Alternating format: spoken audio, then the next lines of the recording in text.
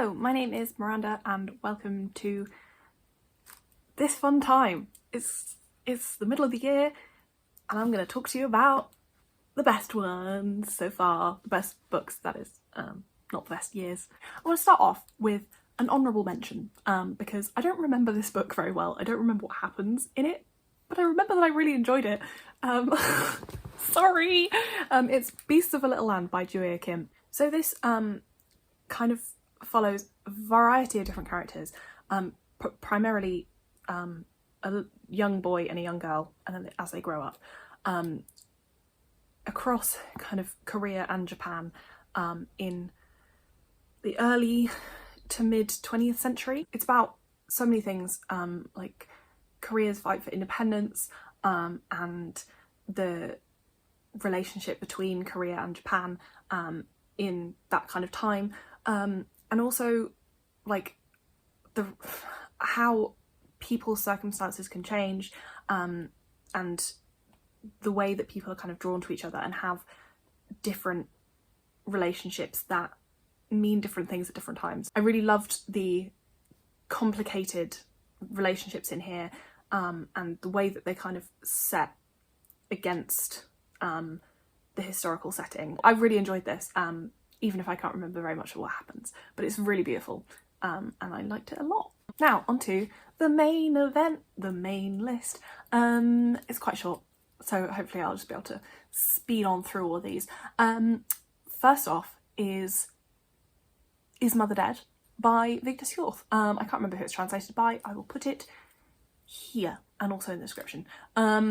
So this was an International Booker Longlist 2023 book. Is Mother Dead follows a woman in her 60s, 50s, 60s, I think, who has a difficult and tumultuous relationship with her family and especially her mother, and she essentially moves back to the town that she grew up in and that her mother and her sister live in now still, and it's kind of about her like obsession with her mother.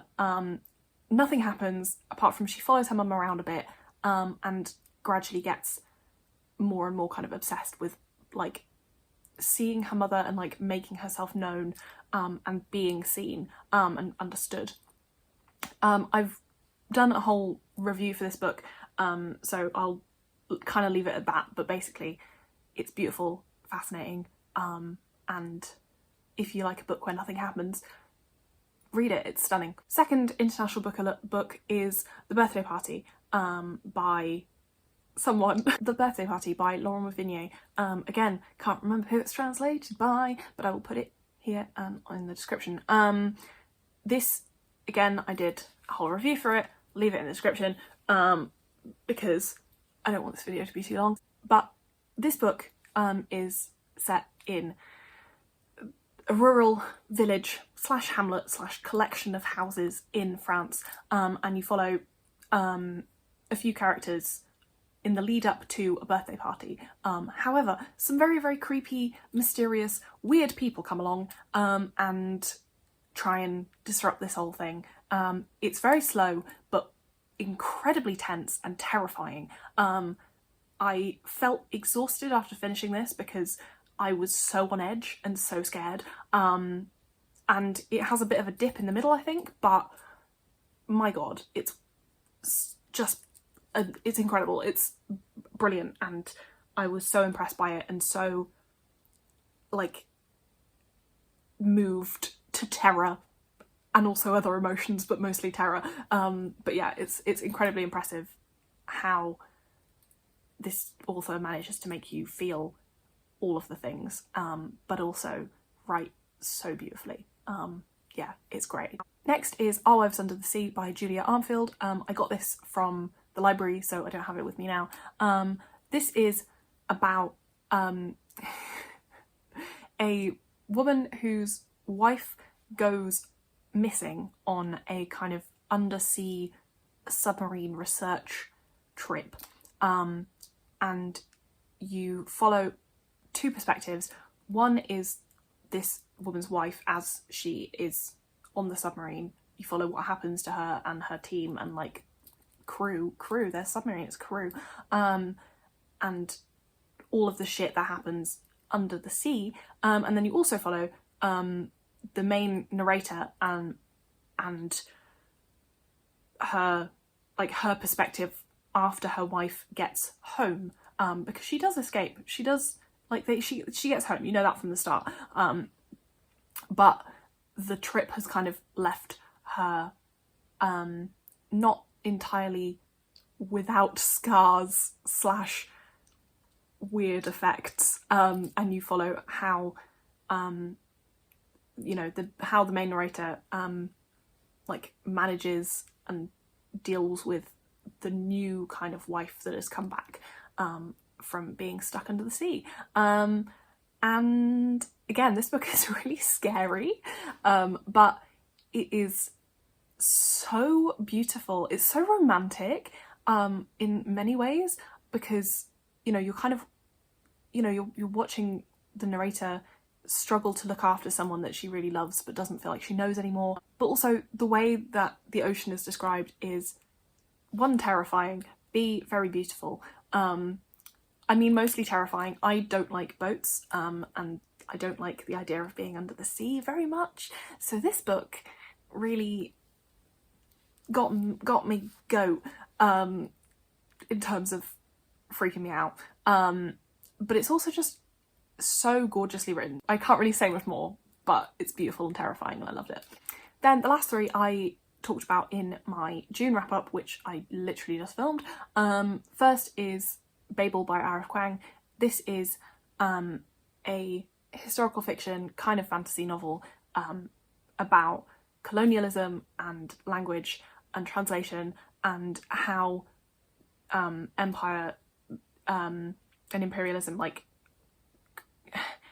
exploits and co-opts language and culture and literature, and uses it for colonial purposes. And it's really interesting and heartbreaking, and I loved all the characters, and it's just a great read, and will not let you get away unscathed. It will stare you down and be like, you are not, you can't just read this and detach yourself from it. You are implicated, and it's great. Then we have Still Life by Sarah Winman. Again, I just ranted about this in my June wrap up, so I'll leave that linked below for all of these books. And this is so gorgeous, but essentially it's about a group of kind of found family misfits, people who don't quite fit in anywhere apart from together, going to live in Florence, and from London, and just it follows this group of people over about 30 years, and they all grow and have beautiful relationships, and really sad things happen, really happy things happen. It's very funny in places, and just stunning with its descriptions of relationships, people, setting, everything.